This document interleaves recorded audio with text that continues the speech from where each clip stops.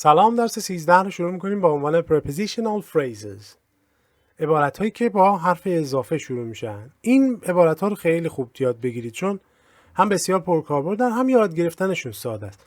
تنها نکته‌ای که باید تو این مورد رعایت کنید اینه که اگر متنی دیدید فکر نکنید که فقط این کلمه اصلی مهمه. معمولا این عبارت ها اول و آخرشون حرف اضافه داره. این دوتا رو فراموش نکنید. معمولا میگم همیشه اینجوری نیست. مثلا الان توی همین مثالایی که اینجا داریم in particular مثلا بعدش دیگه نداره. ولی فراموش نکنید که اینا رو اگر بتونید توی متن‌ها در بیارید خیلی سریع میتونید اینا رو یاد بگیرید و با 2-3 بار مرور کردن هم تو ذهنتون میمونه. بخونیم بخش اولو a book review. در واقع یک ریویوی از یک کتاب هست. نظری است که حالا کسی یه جایی در حتی کتابی داده. میگه the guide to the semicolon و یا semicolon، هر دو تلفظش رایجه. البته کولون در انگلیسی امریکایی نیست ولی در انگلیسی بریتیش هر دوتاشو میگه. The guide to the semicolon in English was written by Keith Pedant in conjunction with a team of researchers at Bowdoin University. خب عبارت in conjunction with به معنی در همکاری با یه نفر یا یه جایی، همکاری با کمک، همه اینا میشه. یعنی یه کاری رو خلاصه به طور مشترک با یه کسی یا جایی انجام دادن. این کلمه رو هم دقت کنید، برد تهش هم نوشته یا هام. این در انگلیسی این اچش معمولا خونده نمیشه. تو اکثر فامیلیای بریتانیایی شما میبینید مثلا در اسم ها ما میگیم، مثلا میگیم تاتنهام در صورتی که تاتنهمه. این قسمتش اون H رو نمیخونیم، واسه همین میگیم که بودم University. In comparison with previous works on the semicolon، در مقایسه با کارهای قبلی، this is a very substantial volume. In addition to the main text، یعنی علاوه بر یا اضافه بر متن اصلی، there are a number of appendices که میشه اون ضمایم انتهایی کتاب معمولا. These are to some extent، یعنی تا یک حدی، تا یک حد حدودی، که دقت کنید اینجا ما 3 گزینه دیگه هم براش داریم. To a greater extent یعنی تا یک حد زیادی، lesser حد کمتری، و certain تا یک حد مشخصی. حالا اینا بستگی داره بگید تو کانتکست چجوری بیاد. These are to some extent the most useful parts of the book as in line with modern linguistic practice. In line with یعنی در ادامه، که میتونید جش بگید in accordance with. پس یا میگید که in line with و یا میتونید بگید in accordance with modern linguistic practice. They provide a wealth of real data in spite of its potentially dry topic. In spite of که حالا اینجا براش گزینه‌های دیگه نیاورده ولی میشه چیزهای دیگه هم گذاشت، به معنی علی‌رغم.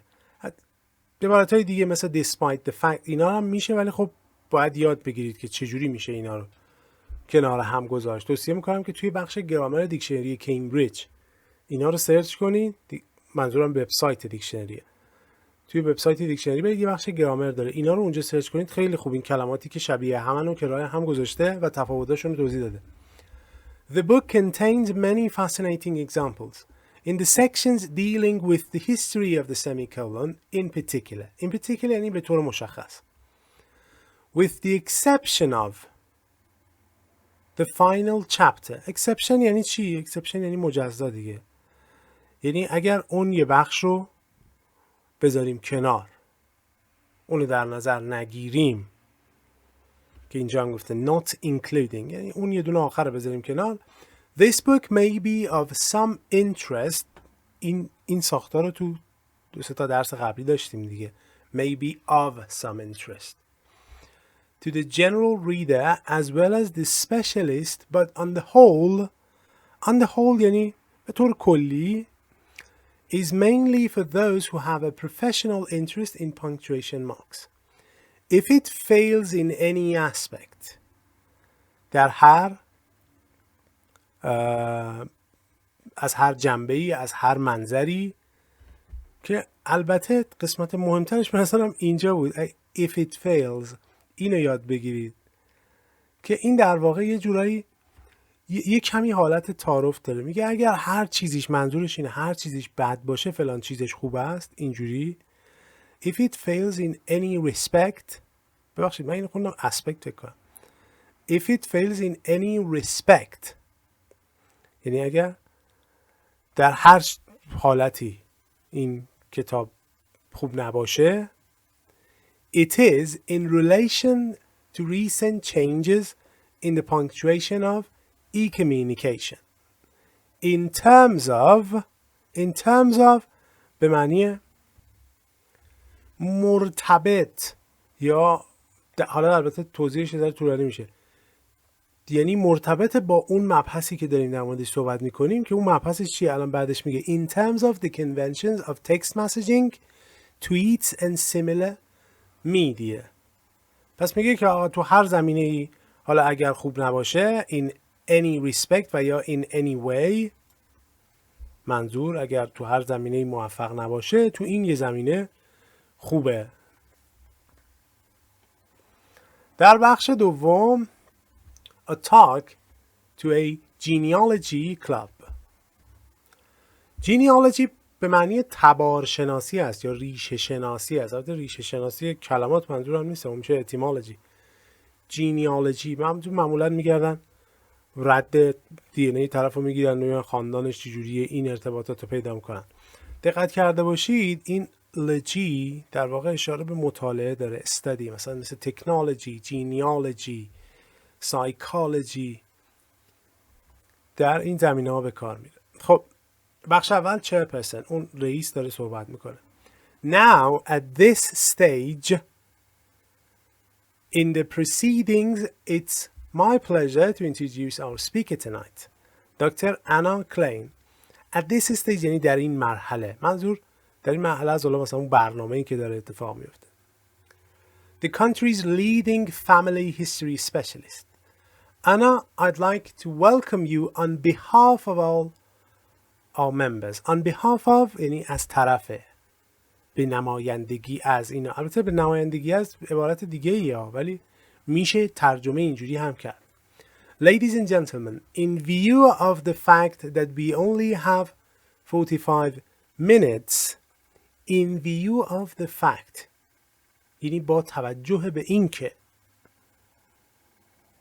اینجا داره منظور این هست، با توجه به این که کلاً 45 دقیقه وقت داریم. I would ask you to keep any questions till the end of Dr. Klein's talk. Thank you. سوالاتون رو نگه دارید، حرفای این که تموم شد بگید. خب حالا خود خانم انا کلین اومده میگه thank you. I should confess from the outset یعنی از همین اول، در همین مرحله‌ای که دارم حرف میزنم، اینجا گفته که at this point هم میتونید بگید. I should confess at this point that my own interest in genealogy came about as a result of در نتیجه discovering some old letters in the attic at home.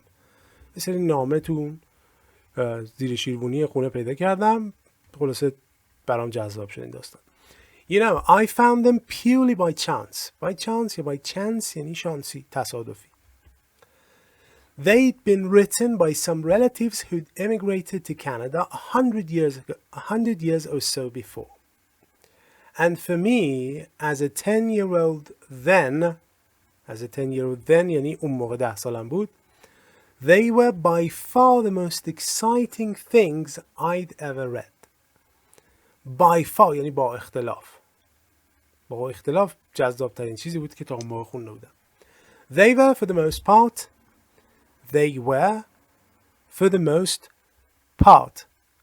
part یعنی به صورت کلی عرض کنم، عمومی، به صورت کلی. Extremely well written and from then on. دیدید میگیم from now on، از حالا به بعد. From then on یعنی از اون موقع به بعد. then گذشتهش میشه دیگه. این چیزها رو دیدید عکسایی که زده now then، یعنی قبلا چی بود الان چیز شده، مثل مشابه همون before after دیگه. I was determined to learn as much as I could about my family. In other words، به عبارت دیگر، I had started out on my genealogical journey. دقت کنید که الان من اینو گفتم به عبارت دیگر، اینا ترجمه هایی است که میتونه کلمات دیگری یا عبارت دیگری هم جاش قرار بگیره. In some ways I was very lucky. به نوعی در واقع in some ways میتونیم به نوعی ترجمهش کنیم. میگه به نوعی میشه گفت که من خوش شانس بودم. I was able so to speak. So to speak میشه من ترجمه کنم میشه گفت یا به قول معروف در فارسی.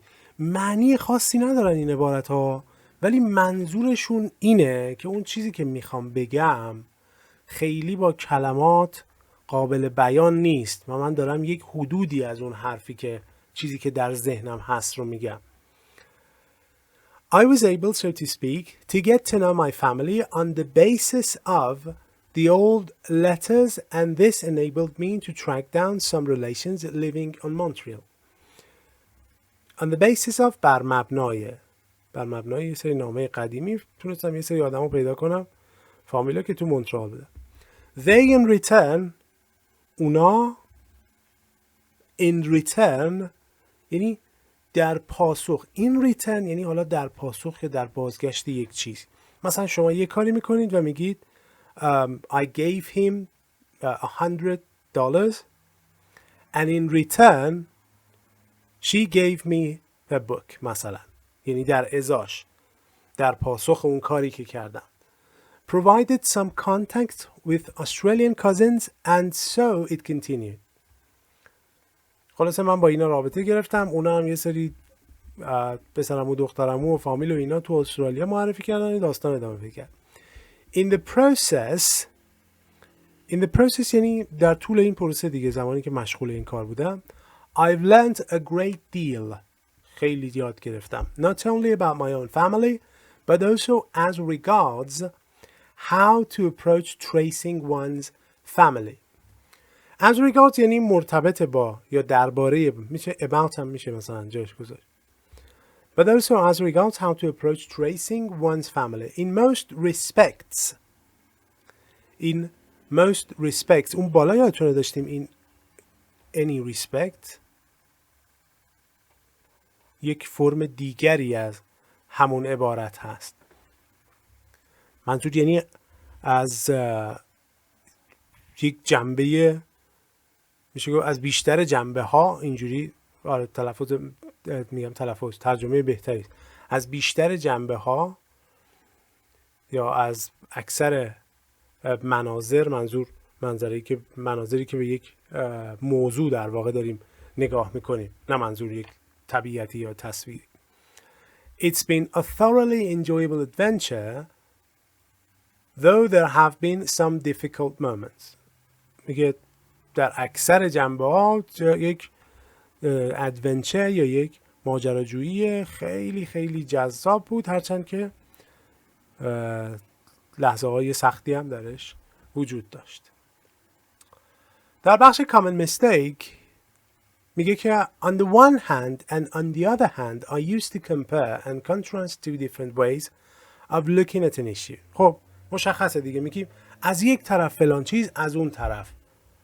On the one hand, on the other hand. Do not confuse on the other hand with on the contrary. On the other hand از اون طرف شما یعنی یا یه بحثی کردید، یه جنبهشو گفتید، حالا میگید از جنبه دیگه اینجوریه. ولی on the contrary یه چیزی رو گفتید، on the contrary حالا برعکسشه. On the contrary means that the previous statement is not true or not correct. دارید حرفی رو میزنید که کاملا برعکس اون قضیه و اولی رو نقض میکنه. Stone workers use a variety of names for types of stone. Geologists, on the other hand, use names that are too technical or specialized for ordinary use.